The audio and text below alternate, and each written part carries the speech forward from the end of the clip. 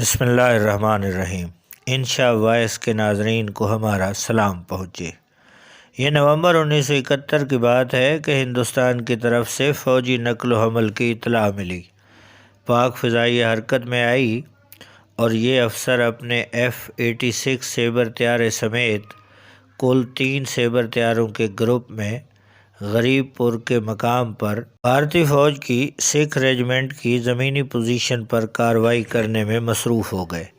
ان کے حملے سے ہندوستانی ریجمنٹ اس قدر بکھلاہٹ کا شکار تھی کہ بھارتی افسر کے بقول ایسا محسوس ہو رہا تھا کہ جیسے پاکستان نے پوری فضائیہ ہمارے سروں پر بھیج دی ہو۔ اسی دوران بھارتی فضائیہ کے نمبر 22 اسکواڈرن سے تعلق رکھنے والے فلانٹ گناٹ طیاروں کے ساتھ مڈ بھیڑ میں بھارتی فضائیہ کے فلائنگ آفیسر ڈولن لرزاس نے اس پاکستانی فلائٹ کمانڈر کا طیارہ تباہ کر دیا، جس کے بعد انہوں نے بذریعہ پیراشوٹ چھلانگ لگائی۔ تاہم ہوا کے رخ کے باعث پیراشوٹ بھارتی فوج کی 4 سکھ ریجمنٹ کی پوزیشن کی طرف چلا گیا، جس کے باعث بھارتی فوج نے اس فلائٹ لیفٹیننٹ کو بطور جنگی قیدی گرفتار کر لیا۔ یوں فلائٹ آفیسر پاک بھارت جنگ سے تقریباً 2 ہفتے قبل بطور جنگی قیدی بھارت میں قید ہونے والے پہلے پاکستانی فوجی بن گئے۔ فضائیہ کا یہ جوان 1 اکتوبر 1943 کو پھالیا منڈی بہاؤدین میں پیدا ہوا اور اپنی ابتدائی تعلیم پھالیا ہی سے حاصل کی۔ 18 سال کی عمر کو پہنچنے پر 1961 میں 38ویں جنرل ڈیوٹی پائلٹ کورس کے تحت کیڈٹ منتخب ہو کر پاکستان ایئر فورس اکیڈمی رسال پور سے ابتدائی فوجی اور فلائنگ ٹریننگ مکمل کر کے 1964 میں پاسنگ آؤٹ کے وقت پاکستان ایئر فورس اکیڈمی رسال پور سے اعزازی شمشیر حاصل کی۔ 1964 میں پاکستان ایئر فورس اکیڈمی رسال پور سے پاسنگ آؤٹ کے بعد پاک فضائیہ کے 16ویں اسکواڈرن میں بطور پائلٹ آفیسر پہلی پوسٹنگ ہوئی، جہاں پر بعد ازاں معروف زمانہ طیارے F-86 سیبر کے فائٹر پائلٹ بنے۔ پاک بھارت جنگ 1965 میں شمولیت کے بعد 1966 میں ان کو فلائنگ آفیسر جبکہ 1969 میں فلائٹ لیفٹیننٹ کے عہدے پر ترقی دی گئی، جس کے بعد 1970 میں انہیں مشرقی پاکستان میں ڈھاکہ ایئر بیس پر موجود 14 اسکواڈرن میں تعینات کیا گیا، جس پر انہیں 14 اسکواڈرن کی ایک فلائٹ کی کمان دی گئی، جس کے تحت 1970 اور 1971 میں انہوں نے بھارتی افواج اور مکتی باہنی کے خلاف بہت سے فضائی حملوں میں حصہ لیا۔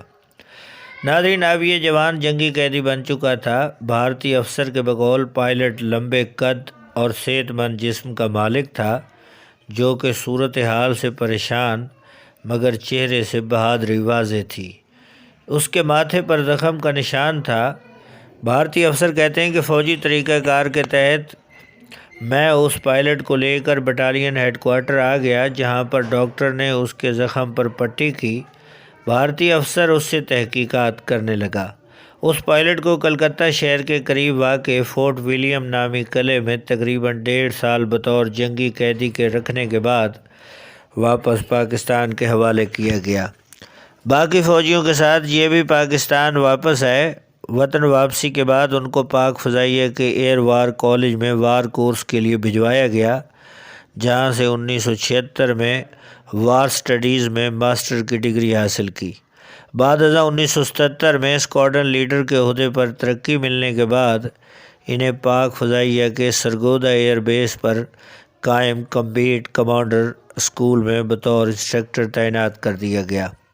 یہ آفیسر اپنی صلاحیتوں کی بنیاد پر ترقی کے زینے طے کرتے رہے اور 1997 میں اس وقت کے پاک فضائیہ کے سربراہ ایئر چیف مارشل عباس خٹک کے ماتحت انہیں vice chief of air staff مقرر کیا گیا۔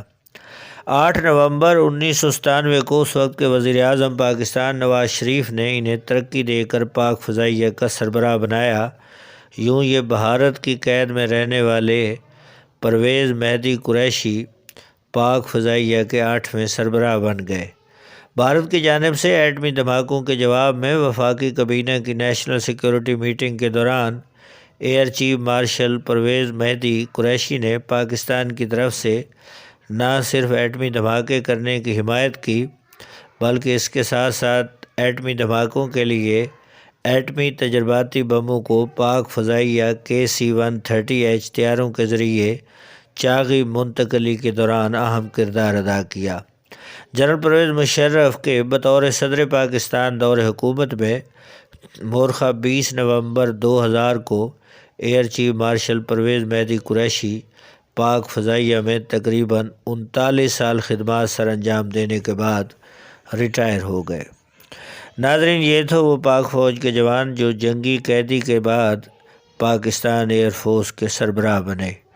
ناظرین، یہ تھی آج کی سٹوری۔ آپ سے گزارش ہے کہ اس قسم کی سٹوریز کے لیے ہمارے چینل کو سبسکرائب کیجئے، بیل آئیکن کو پریس کیجئے۔ بہت شکریہ۔